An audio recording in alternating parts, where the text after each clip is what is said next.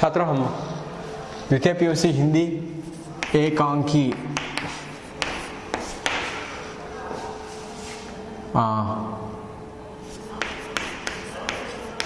सूखी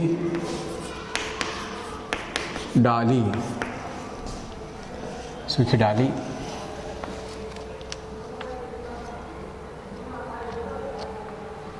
उपेंद्रनाथ अश्क।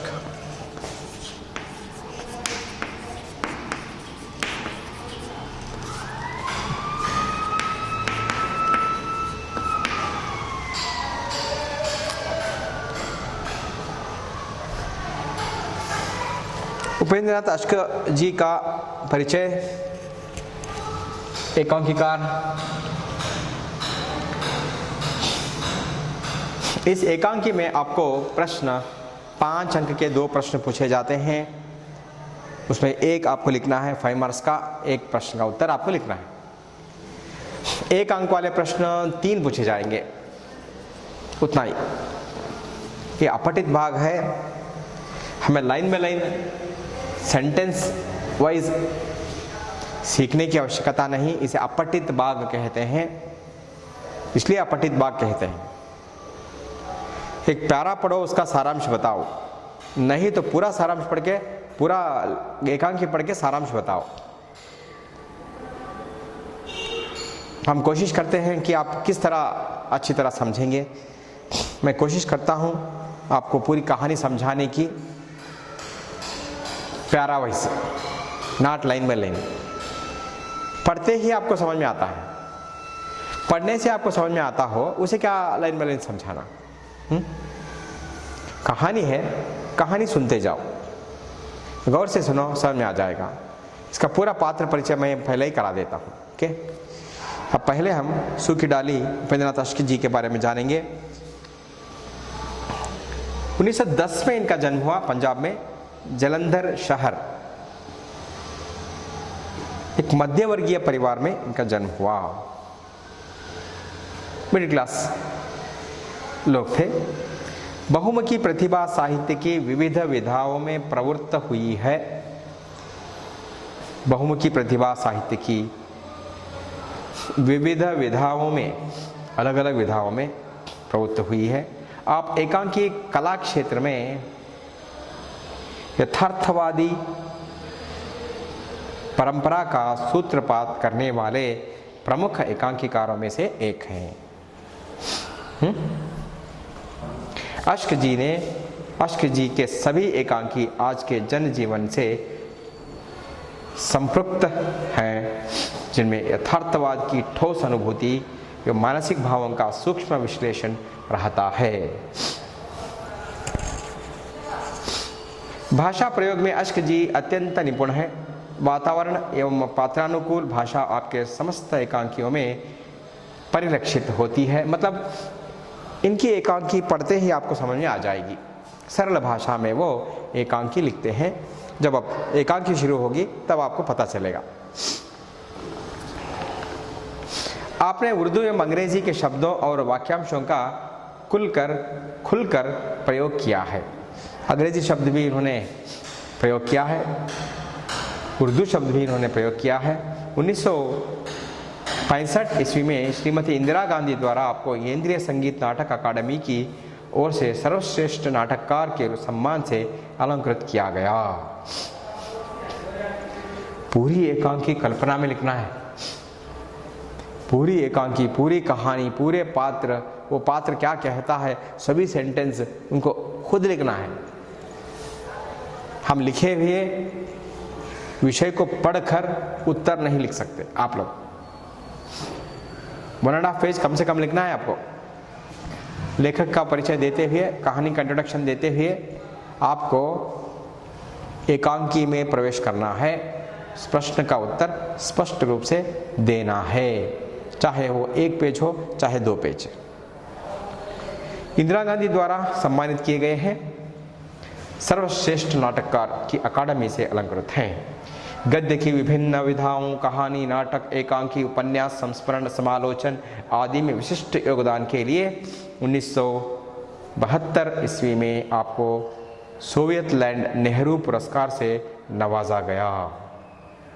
1972 में आपको सोवियत लैंड नेहरू पुरस्कार से नवाजा गया।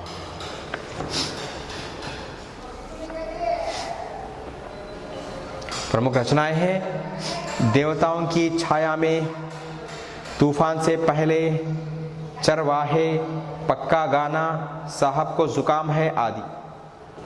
उपन्यास सितारों के खेल, गिरती दीवारें, गर्म राख, निमिषा आदि।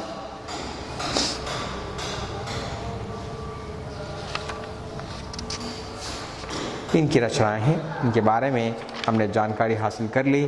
प्रस्तुत एकांकी के बारे में हमने थोड़ी जानकारी हासिल करेंगे। तो एकांकी में प्रवेश करने से पहले हम देखते हैं कि लेखक कहानी के बारे में, एकांकी के बारे में क्या कहना चाहते हैं। प्रस्तुत एकांकी सूखी डाली में एक सम्मिलित परिवार का चित्रण है। सम्मिलित परिवार, दादाजी के पोते पोतियां,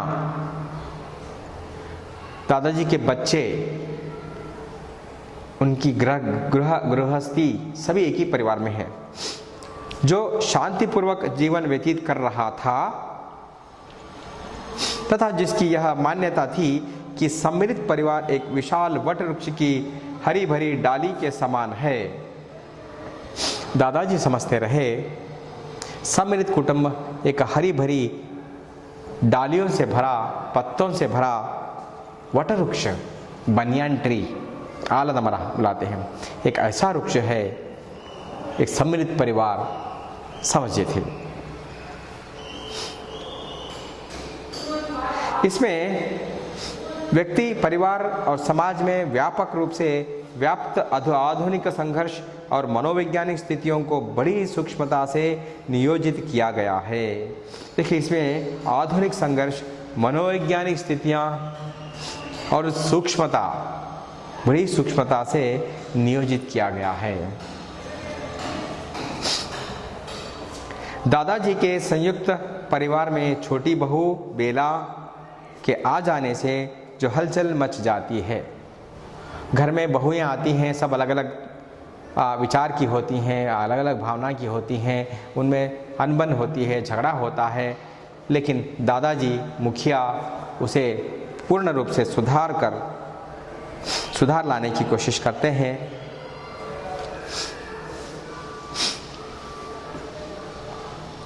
किंतु दादाजी द्वारा समझाए जाने पर घर के सभी सदस्य जब उसके प्रति एक दूसरा ही व्यवहार आरंभ कर देते हैं तो बेला को अपना दम घुटता सा प्रतीत होता है।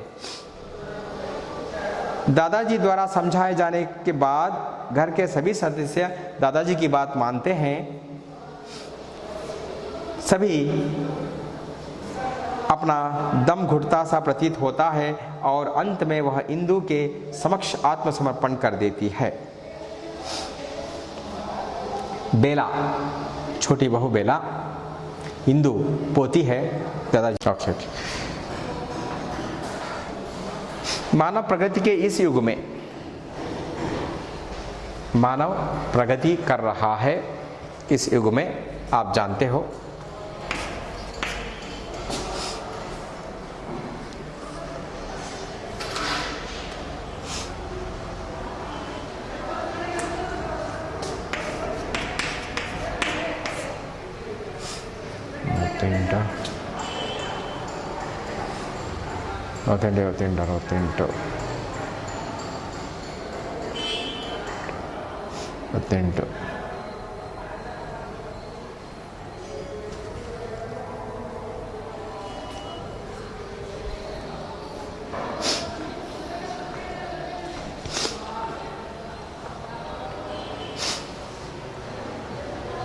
जब व्यक्तिगत स्वतंत्रता की अराजकता की हद तक, व्यक्तिगत स्वतंत्रता, आप स्वतंत्र हैं, कुछ भी कर सकते हैं, ये व्यक्तिगत स्वतंत्रता, उसका हद लांघन नहीं करना चाहिए। एक हद होती है, व्यक्तिगत स्वतंत्रता की एक हद होती है।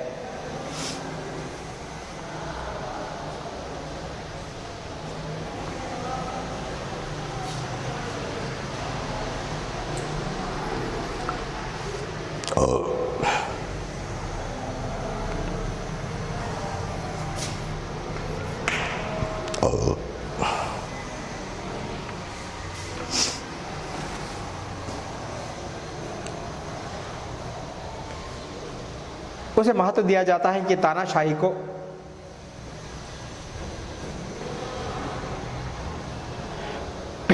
सभ्य समाज में अत्यंत निंदनीय माना जाता है।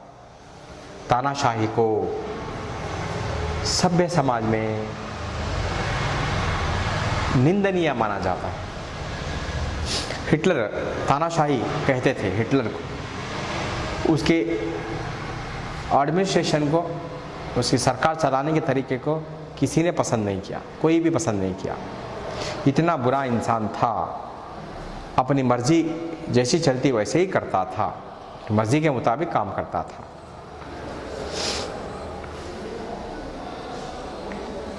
मूलराज अपने समस्त कुटुंब को एक यूनिट बनाए।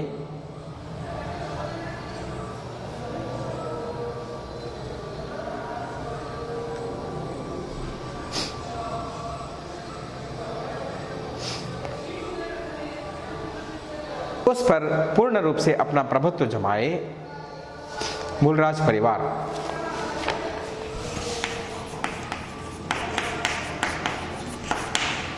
मूलराज परिवार दादाजी का परिवार अपने कुटुंब को एक बनाना चाहता था, प्रभुत्व जमाना चाहता था।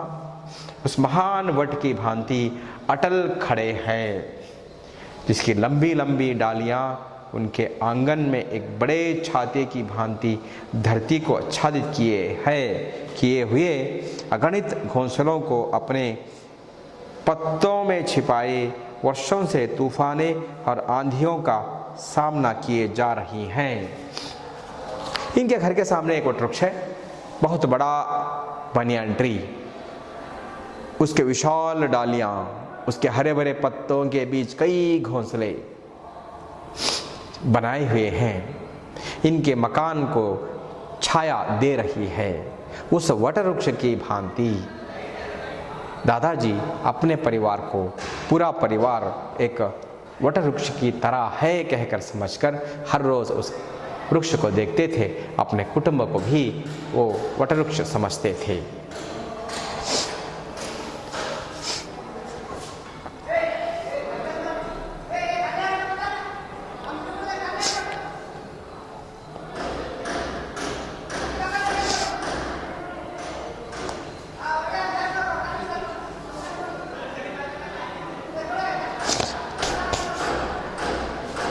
वर्षों इस वट की संगति में रहने के कारण दादा वट ही की भांति महान दिखाई दे रहे। उस वृक्ष के साथ रहकर दादाजी भी एक महान थे। उस वट वृक्ष कैसा महान था, उसी तरह दादाजी भी महान दिखाई देते थे। आयु की 72 सदियां देख लेने पर भी उनका शरीर अभी तक नहीं झुका और उनकी सफ़ेद दाढ़ी वट की लंबी लंबी दाढ़ियों की भांति उनकी नाभि को छूती हुई मानो धरती को छूने का प्रण किए हुए है। 72 साल हो गए हैं दादाजी को, फिर भी उनकी लंबी दाढ़ी यहाँ तक है, नाभि को छू रही है, लंबी सफ़ेद दाढ़ी। लेकिन दादाजी नहीं झुके, दादाजी नहीं झुके। दादा का बड़ा लड़का 1914 में महायुद्ध में सरकार की ओर से लड़ते लड़ते काम आया था। दादा का बड़ा लड़का 1914 में महायुद्ध में लड़ते लड़ते काम किया था, भारत देश की सेवा की थी। इस तरह काल्पनिक कहानी वो एक सचमुच कहानी हो, ऐसा वो शुरू कर रहे हैं उपेंद्रनाथ अश्क जी। आगे की कक्षा में हम पूरा डिटेल्स कहानी कैसे शुरू होती है, कैसे चली जाती है, किस तरह अनबन शुरू होती है, दादाजी फिर उसे कैसे शांत करते हैं, ये हम अगली कक्षाओं में से कल से हम अगली क्लास में शुरू करेंगे। आपसे निवेदन है कि आप बहुत पेशेंस से, सहन शक्ति आप रखिए, आप सहन से बड़े सहन शक्ति से इस वीडियोस को देखिए, धीरे धीरे समझिए, समझने की कोशिश कीजिए, आपको अच्छी तरह समझ में आएगा। अगली क्लास में हम फिर मिलते हैं। आप सबका धन्यवाद।